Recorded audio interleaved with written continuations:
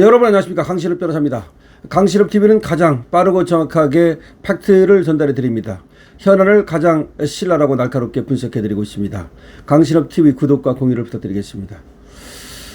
청와대 비서관이 갑자기 그만뒀습니다. 그런데 이 비서관이 보통 비서관이 아닙니다. 여러분 김남준이라고 들어봤죠? 얼마 전에 개항에 가서 국회의원이 된 자입니다.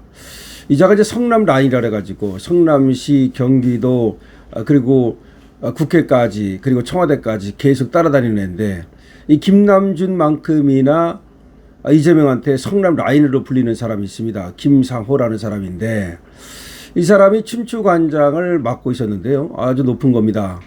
청와대 비서관이죠. 그런데 갑자기 그만뒀습니다.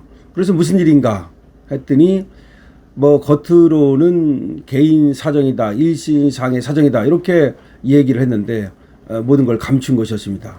항상 국민들을 속이죠. 사실상 이 정도면은 말이죠, 일신상의 사유 이렇게 해서는 안 되고, 이재명이 당연히 경질을 하는 형식이어야 되는데 본인이 그만둔 것 같이 이렇게 꾸몄습니다. 알고 보니까 이자가 말이죠, 불법 증축을 해가지고 월세까지 받아왔다는 겁니다. 서울의 다세대 주택인데요. 여기에다가 빌라인지 그런 겁니다. 그런데 여기에다가 계단실, 여기에 방을 들여가지고 월세까지 받아왔다는 건데요. 이 관련 소식을 여러분께 먼저 보내드리고 계속해서 논평하겠습니다. 들어보시죠. 김상호 청와대 보도지원 비서관은 서울 강남구에 다세대 주택을 보유하고 있습니다. 원래는 계단실로 표기된 1층이 무단 증축돼 있었는데 여기에 월세까지 받아온 걸로 확인됐습니다. 김 비서관은 사표를 제출한 상태로 알려졌습니다. 김혜영 기자입니다. 서울 강남구 대치동에 있는 5층짜리 다세대 주택입니다. 5층짜리 다세대 주택. 공무원으로서 청와대 춘추관장을 맡고 있는 김상호 보도지원 비서관은 배우자와 함께 이 주택을 지난 2014년 17억 7천만 원에 통째로 매입했습니다. 이듬해 민간 임대사업자로 등록한 김 비서관은 현재도 이 주택을 보유 중인 다주택자입니다. 공직자 재산 내역엔 신고가액 40억 원에 6세대가 사는 걸로 돼 있습니다. 건축물 대장에도 2층부터 5층까지 6세대만 주거 공간, 즉 사람이 살 수 있는 걸로 돼 있고 1층은 계단실로만 표기돼 있습니다. 현장에 가봤습니다. 그런데 1층에 101호실로 적힌 원룸 한 채가 버젓이 있습니다. 필로티 구조인 1층 주차장 옆 계단실이 나누어져 주거 공간이 된 겁니다. 101호는 왜 있어요? 100은 없는데 그거는 그냥 그거야. 뭐가 땡기 없는 거. 위법 아니냐는 질문에 구청 측은 이렇게 답했습니다. 동영상에서는 주차장으로 되어 있어요. 계단실이랑 주택을 만들어서 렌징 포함되는 부분이면은 그 무단 증축으로 들어가는 거죠. 101호에 도면상은 주차장으로 돼 있다는 겁니다. 매달 월세로 85만 원을 내고 있다며 보증금은 1,000만 원이라고 말했습니다. SBS는 김상호 비서관에게 지난주부터 무단 증축에 대한 입장을 묻는 질의를 여러 차례 했지만 이달 초 사표를 제출한 걸로 알려진 김 비서관은 응답하지 않았습니다.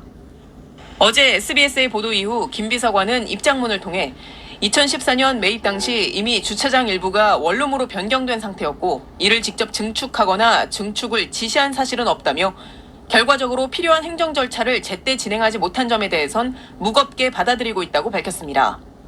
이어 전문가의 검토를 거쳐 양성화 절차를 적극 추진할 예정이라고 덧붙였습니다. SBS 김혜영입니다. 자, 지금 들어보셨죠? SBS 보도도 나왔고 여러 지금 언론에서 다 보도가 나오고 있는데요. 이야, 정말 기가 막힙니다. 이게 자기가 이제 통째로 강남구 대치동에 5층짜리 다세대 주택을 샀다는 겁니다. 그런데 원래는 주차장으로 되어 있는 그곳을 방을 들여서 하나의 원룸을 만들었는가 봅니다.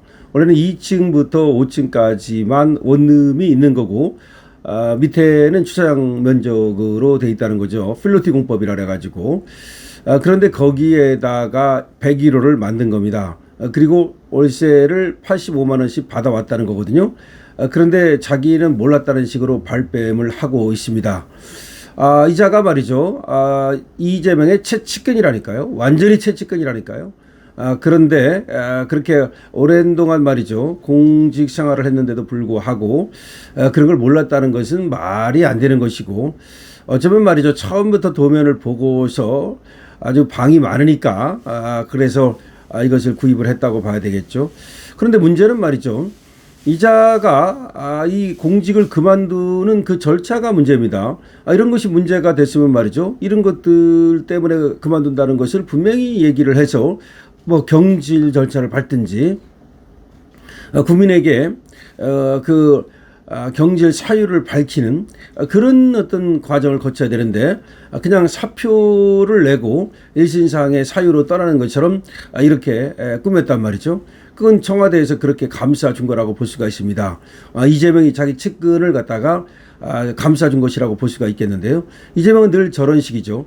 자기 측근이 잘못하는 것, 자기가 잘못하는 것은 항상 숨기고 감싸고 은폐하고 그리고 또 실드 치고, 그리고 다른 사람이 잘못하는 거, 그리고 상대방이 잘못하는 거, 그리고 정적이 잘못하는 거는 무조건 꺼집어내 가지고서 감옥 보내고, 그런 것이 바로 이재명의 내로남불입니다. 옛날에 조국의 내로남불 때문에 우리 국민들이 진저리를 쳤는데요. 또 이재명의 내로남불 때문에 정말 진저리를 치지 않을 수 없게 됐다는 겁니다. 자, 이재명 자기 측근이 이렇게 또 갑자기 그만두는 일이 벌어졌다는 것은 벌써 이제 이재명의 레임덕이 심각하게 시작됐다는 것을 의미하는 것이다. 또 이렇게 볼 수가 있습니다. 그것이 원든 원치 않든 이재명 둑이 무너지고 있는 거다 이 말이죠. 이재명이 그 둑이 굳건하면 저런 보도가 안 나올 수도 있겠죠. 그리고 저런 사실이 더 숨겨질 수도 있겠죠. 그러나 이재명이 이제 흔들리니까 이재명 주위에 있는 그런 자들의 비리라든가 내지는 이재명 뭐 친인척이라든가 이런 자들의 이제 그 비리 같은 것이 막 터져 나올 것이라고 보거든요. 이제는 뭐 막을 수 없다, 그런 얘기입니다. 처음에는 말이죠. 언론도 통제가 가능하고 뭐 그랬는지도 모르겠습니다. 그러나 그런 것들이 이제는 불가능할 것이다. 8월 7일자 리얼미터 여론조사가 41.2%까지 떨어졌습니다. 다음 주에는 40%가 붕괴된다고 지금 보거든요. 거의 저는 확실히 붕괴된다고 봅니다. 물론 마사지를 해가지고 40%를 지키려고는 하겠지만 제대로 여론조사를 한다면 40%가 붕괴될 걸로 보고요. 40%가 붕괴되면 국정 동력이 사라집니다. 레임덕이 급속하게 오면서 이재명의 영이 안 먹힙니다. 다 도망가기 시작합니다. 더군다나 8.17 전당대회 이후에는 그야말로 정청래와 김민석은 누가 되든 서로 같은 지붕 아래 살 수 없습니다. 지금 완전히 갈라졌습니다.